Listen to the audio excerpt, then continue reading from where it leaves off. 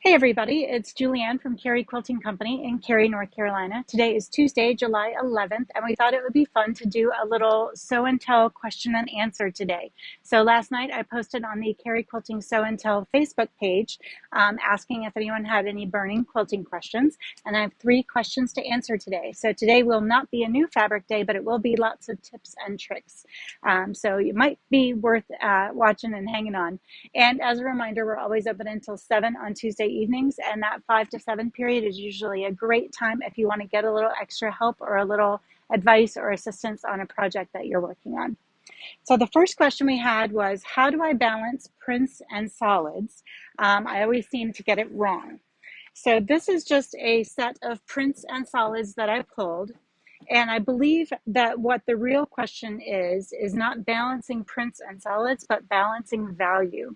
Because I think prints and solids can be used very well together, but this is the value of this stack of fabric. So you can see, if you ever want to, just grab your smartphone and take a picture of the fabrics that you've pulled for a project, turn it to black and white, just edit it within your camera app, and you'll be able to see that this value is all about the same. So it works, but it's not beautiful. The next option is to just kind of mix it up a little. So I brought over a few other bolts, and we're still mixing solids and prints here. But what we're doing is adding in some light colors. And so now you still have solids and prints, but when you look at this picture, taken and then flipped to black and white, you'll see that you get lots more variation in value. And value is really, really, in my opinion, the secret to a good quilt. So even if you love all those really bright jewel tones, it's important to pop in some lights or some darks to balance out the value of the fabric collection that you are looking at. So even if you look at these in black and white, you can see that this one looks a little more interesting or intriguing. And when you are adding in a lot of piecing or a lot of applique, you want to be sure that that stuff is seen. And if you do it all in one value, all those crisp edges and pointy points and all the things that you've worked so hard on tend to get lost in the muddy shuffle. So I do think prints and solids can be used well together. I just think you have to be careful about the value placement. So hopefully that answers that question. The next question I had was, what's the best way to hang a quilt? There are as many ways to hang a quilt as there are ways to quilt a quilt. I brought a few things from home. This is how I hang my quilts at home. These are just drapery rods. You can get them at Home Depot and Target and Walmart and Amazon and everywhere else. And I have these all over my house. So I have some that are set about this wide. I have some that are set about 70 inches wide. And I can switch out the quilts in my house seasonally or whenever I want to, just to make a different display. So these clips are just, they're just little hooks, and they have little alligator teeth on them, so they can just grab the top of your quilt, and that way you can switch out your designs. Of course, a hanging sleeve is the way that all of the quilt shows are going to ask you to have your quilt ready for hanging, and you can still use a hanging sleeve with that drapery rod, and you'll have your quilts ready if you want to enter them into shows. So let me show you the first example of a hanging sleeve. This is just a flat sleeve, and this is a quilt I made way back in 2011 before I knew that there were other ways to make sleeves. So when you have a flat sleeve like this, let me show you what happens when you put a drapery rod in and you don't have any extra fabric built in for that sleeve.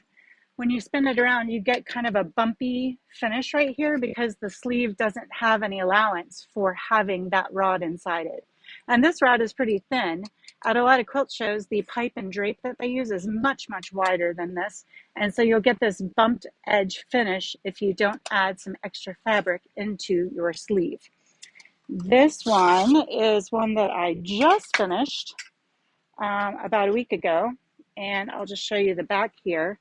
If you come in close, you'll see this sleeve has lots of extra play in it, so that when I put the same rod in this one, and I'll hold it up on the sleeve side and then I'll spin it. I can get them threaded together. That's the hardest part of these rods. All right, thread together. Where are you? There it is. So when I hold it up on this side, you can see that that sleeve make space for the drapery rod, and it also doesn't show up above the top of the quilt. But then when I turn it the right way, there is no bump there. So you don't see that same bumped edge. So this is something that I've sort of been perfecting myself, because when I looked online and found ways to create that, it was really cumbersome and a little bit confusing. So I took the liberty this morning of just making a few hanging sleeves so that I could show you my little method. And I will also create a blog post for this so you can come back to it later. So very, very quickly, we're just going to walk right through this. So this is another little quilt I had at home that I just added a sleeve to on the wrong end, just to show you. But what you're going to do is start with something that is about the same width as your piece. This one's a little wider. Don't look, it was early. Times 9 inches, because most show quilts want you to have a 4-inch sleeve. So you need to start with 9 or 8, I guess, but we're going to add a little extra because we're going to have that little extra pleat in there. So you're going to start with a 9-inch piece of fabric, 9 inches by the width of your quilt. So if this quilt was in this orientation where I'd hang it this way, this is the width. Next up, you're going to iron a fold and a fold. So there's your first 1/4 inch fold, and then you iron again, a second 1/4 inch fold, and then you're going to stitch that down. And I do like to back stitch the edges because sleeves get a lot of wrangling, especially if you're going to enter this into a show. If you've ever been part of setting up or taking down a show, the sleeves get a lot of use. So you don't want to make anything that's going to fall apart on someone who's trying to hang your quilt. So let's see. The next step, I wrote all this down, is to fold your piece wrong sides together. So this is the inside, wrong sides together with your raw edges even. And then you're going to sew a 1/4 inch basting stitch. And I always switch to a different color of thread, and you'll see why at the end. A 1/4 inch basting stitch right there on the folded edge.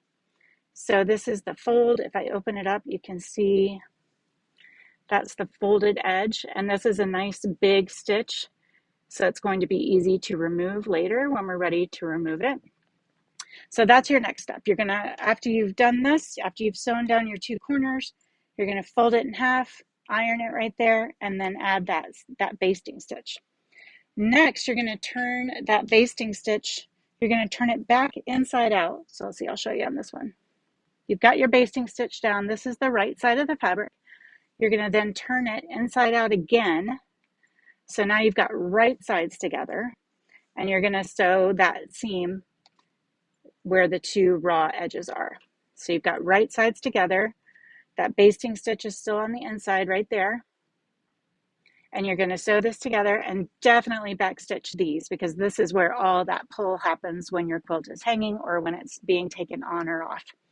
Then you can spin this inside out, because now this is going to be the inside of your sleeve. And then there's the outside. And before you spin it inside out, I do iron these open just to make it easier on the rod when it goes through, not to catch on anything. So I do iron that seam flat and open. And you'll give it one more press like this so that you have a nice flat piece to sew onto your quilt. So once you've got your piece flat and sewn, you're going to do a little tiny whip stitch on the top and bottom. I used yellow thread, so hopefully you could see it. Let's see if you can catch that. I would never recommend using all these different colors of thread, obviously, but I wanted you to see what was happening. So just a tiny little yellow whip stitch on the top and bottom. You do want to make sure that this is a 1/4 inch to a 1/2 inch below the top edge of the quilt, because when you get this extra play here, it's going to pull that extra part of the sleeve up higher, and you don't want the sleeve to show above the top of the quilt. So now we've got the whole thing sewn down. And another optional thing that you could do is sew down this inside edge. And I tried to make those stitches a little bigger so you could see that. Because again, when you are giving this to someone else to put into a show, and those rods have been on the floor of a gym somewhere, and you have no idea how clean or dirty they are, you would rather that rod goes on the inside of your pocket than on the back side of your quilt.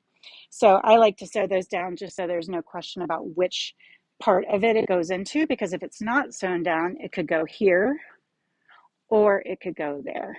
So I like to just sew that down just so it protects the back of my quilt. So now your sleeve is almost finished, but what you have to do is pull out this basting stitch. So the reason that you stitched it really, really big is so it would be easy to pull later. So I just saved that part so I could show you guys. And the nice thing about this basting stitch is the front of the stitch is here and the back of the stitch is here. So you don't have any thread on the inside that you're trying to dig out or find or get rid of. And when you do it nice and big like this, you can just sort of rip it out quickly. And when that is done, you'll have this nice hefty pocket that will certainly be able to hold any kind of a rod that you want to put on it. So let's see, I've got all that out. So now I have 1/2 inch extra on this top side. Let's see, I'll show you from the other side because that's the side that is sewn down. See, I've got all this extra fabric back here now that is not equivalent to what's attached to the quilt. So if I find my little rod again, I can push it through there and it should not, woo, it should not cause a bump on the front and it should not show on the back. So that I think is the best way that I have found to make a hanging sleeve. And this is, I know, sideways. It's one of those things I found in my house this morning. But it does allow for the quilt to hang freely without that bump on the front from the curve of the rod behind it. So again, I will put all that on a blog post later on today, and I'll post it on the website. So if you're looking for those directions that you can refer to again later, I will make sure it's available. And then the last question we had was, should I wash a quilt before gifting? And this is an extremely loaded question. People have all kinds of different ideas about washing fabric and washing quilts, and I never have ever washed a quilt, and I always wash my fabric, and it's definitely two different camps. But I will say, if you are gifting a quilt that you are thinking will be used, like a baby quilt or a quilt that's going to a college dorm, something that's not a wall hanging, something that you think is going to be on a bed maybe, you definitely want it to be washable. And the best way to ensure that it is washable is by washing your fabrics before you get started, because fabrics do bleed, even though we have great technology. I had a fabric by a very well-known manufacturer and a very well-known designer several years ago that bled all over the front of my quilt because I took that backing and took it right to the long arm quilting machines and didn't pre-wash it. So people definitely have different opinions about pre-washing. I typically will pre-wash everything I can get my hands on except for pre-cuts, because you can't pre-wash a jelly roll. It doesn't work very well. But if it's possible at all, I do recommend pre-washing. And then I would wash quilts before gifting just because I use spray starch sometimes. I use fabrics that may still have chemicals in them. I use batting that may have a scrim or chemicals in it. And even the thread may have something on it that I don't necessarily want a baby chewing on, for example. So I do wash my quilts before gifting. And I also gift them with washing instructions. So we do have that available as well on the website. And we also have it available in magnet form. So you can actually gift the magnet and have it stick right there to your washing machine or to your recipient's washing machine so they know what to do later. So those are our 3 questions for today. I hope that that's been a little bit helpful for you as you go through your own quilting journey. And if you have any other questions, feel free to jump on that same thread on the Cary Quilting Facebook page for the Sew and Tell group, and I'll answer them on another day. I hope you have a great afternoon, and we'll see you back here from the shop tomorrow. Bye.